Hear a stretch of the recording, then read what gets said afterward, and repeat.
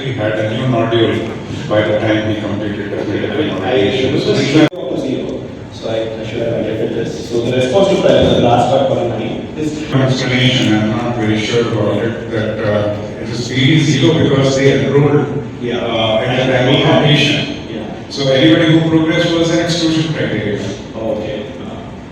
You know that if we treat 100 patients with coagulation at first response, if everybody responds. Most often when we see those nodules in the contralateral lung or somewhere else, when we do a CT at 4 weeks, are probably those ones which are probably being missed.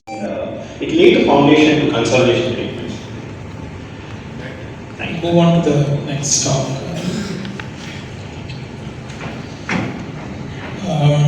The patient population, and Dr. Dev Rawat will be giving the talk.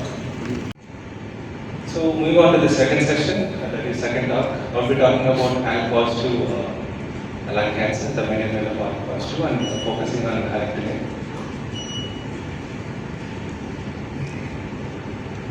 So I'll be discussing for the next couple of minutes. I'll be discussing about Alicia crime. 600 milligrams. So do you see a case for using lower doses at least in some selective patient population? Yes, sir. In our setup, I always prefer 600. But if somebody is not affordable financially or not already, I am comfortable even starting 300 mg because I have that reference data to go. So 300 mg is also equally good enough for me. If somebody has the finance issue, I tend to reduce the dose to 300 mg. So may I call upon our next speaker, Dr. Nageshwar Reddy. The topic here is metastatic non-small cell lung cancer. The way forward is very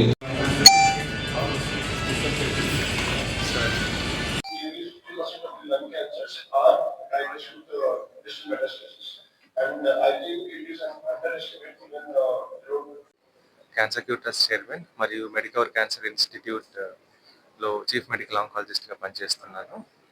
ఇవాళ ముఖ్యాంశం ఏంటంటే నిన్న September 24న 21న క్యాన్క్యూర్ trust ద్వారా మరియు Sankalp trust ద్వారా మరియు Medicover cancer institute ద్వారా second క్యాన్క్యూర్ annual oncology conference జరగడం జరిగినది.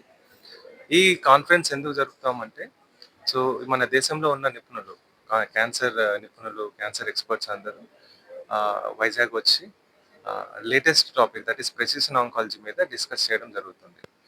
ఈ కాన్ఫరెన్స్కి ముఖ్య చీఫ్ గెస్ట్గా జి సతీష్ రెడ్డి గారు, that is X chairman DRDO గారు రావడం అన్నది ముఖ్య విశేషం. హలో అండి, నా పేరు డాక్టర్ సాయినాథ్. నేను senior medical oncologist, star hospitals. So Sankalp trust తరఫున, క్యాన్క్యూర్ ట్రస్ట్ తరఫున ఇంకా కాన్ఫరెన్స్ జరగడం జరిగింది.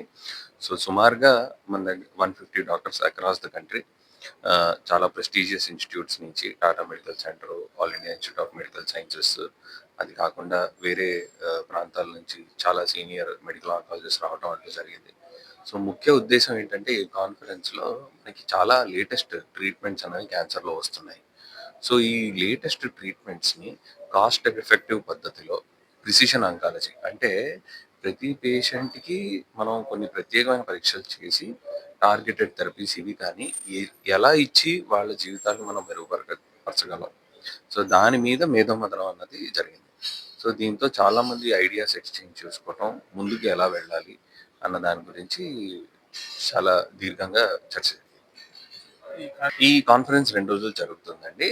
మనకి గెస్ట్ కింద, ఇనాగ్రల్ గెస్ట్ కింద మనకి doctor Satish Reddy garu, Neeraja madam garu, ex Indian forest service and secretary వచ్చారు.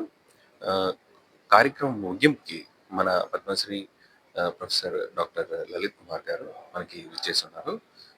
He is the senior most medical oncologist in the country. ఆయన ఆధ్వర్యంలో బోన్ మ్యారో ట్రాన్స్ప్లాంటేషన్ మన దేశంలో డెవలప్ అవడం జరిగింది. చాలా రకాల క్యాన్సర్స్ ఉంటాయి, 200 రకాల క్యాన్సర్స్ ఉంటాయి. అవి ఆర్గాన్ సిస్టమ్ వైజ్గా మనం ఒక్కొక్క సిస్టంలో ఎన్ని మేజర్ ఇంపార్టెంట్ క్యాన్సర్స్ ఉన్నాయో వాటిలో లేటెస్ట్ అప్డేట్స్ గురించి సెషన్స్ ప్రకారంగా చదవడం అంటూ డిస్కషన్ అంటూ జరిగింది. క్యాన్సర్ గురించి కూడా నిన్న చర్చ జరిగినప్పుడు ఒక 30-35% ఆఫ్ క్యాన్సర్స్ని మన లైఫ్ స్టైల్ చేంజెస్ ద్వారానే రాకుండా చేసుకోవచ్చు. అంటే చేంజెస్, లైఫ్ స్టైల్ చేంజెస్ ముఖ్యంగా ఏంటంటే ఆల్కహాల్ తీసుకోకపోవటము, స్మోకింగ్ మానేయటము, ఈ గుట్కా ఖైని జర్దాలు మానేయటము, ఎయిర్ ప్యూరిఫైయర్స్, బాగా పొల్యూషన్ ప్రాంతాల్లో ఉన్న వాళ్ళు ఎయిర్ ప్యూరిఫైయర్స్ ఇవన్నీ వాడటం. సో ఇవన్నీ అండ్ ఎక్కువ కలర్డ్ వెజిటేబుల్స్ తినటం అండ్ ఈ ఊబకాయం, ఒబిసిటీని నివారించడం. సో వీటన్నిటి ద్వారా మనకి క్యాన్సర్ వచ్చే రిస్క్ అనేది తగ్గుతుంది. 90% క్యాన్సర్ డేంజరస్, ట్రీట్ చేయకపోతే ప్రాణానికి ముప్పు.